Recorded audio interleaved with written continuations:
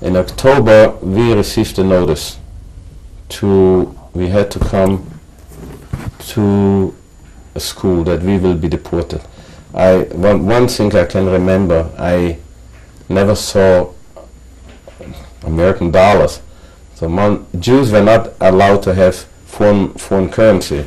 So one evening we had a stove in the bedroom. It was a wooden the heating stove, but it was a large stove. And my father was pulling out there. I didn't know that he even had it. They were probably kept from myself for my future, and he just burned up all these dollars. He threw them in the fire.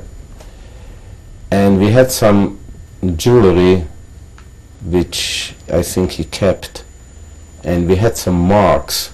So my father opened up the lining of the overcoat and stuffed my mother's coat and my coat and his coat German marks.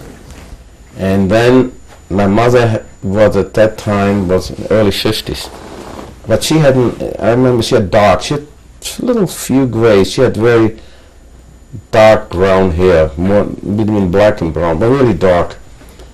We were arrested, and I remember we came to a school. The next morning my mother's hair was white, literally white, completely white. We were taken to a railroad yard. It was in Dritten Bezirk, and we were put on railroad cars, not cattle, regular railroad cars. They were locked. And how long, I remember, I couldn't have a space where to sit. So there came in an assessor, told me, so he said, he pushed me down, he says, you will sit on the floor.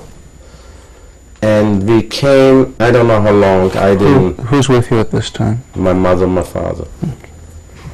And I came at night, we arrived, and then the car stopped. And probably nothing, one of the worst things, except I've seen other things, but this is one of the worst thing I ever saw, was to look out. It was mist, a mist. It was an old, dilapidated railroad station. And we heard the screaming, raus. And there were police, German police with rifles.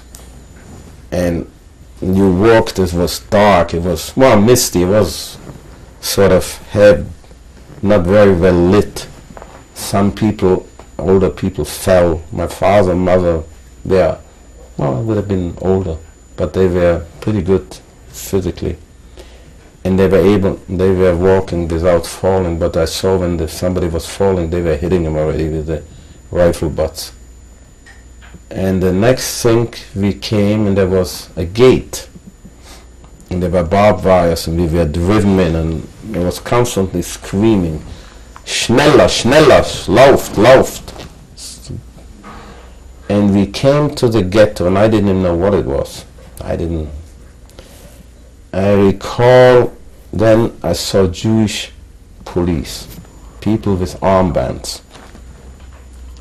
And they had, I still vaguely remember what it looked, but they had a yellow star, they had a yellow armband with a David star on their arm, and we were driven, we had to walk, and we had carried whatever we could carry, and there was a place, I don't remember anywhere, in the ghetto. Where was this? The Lodz. It was called Litzmannstadt by the Germans, Lodz.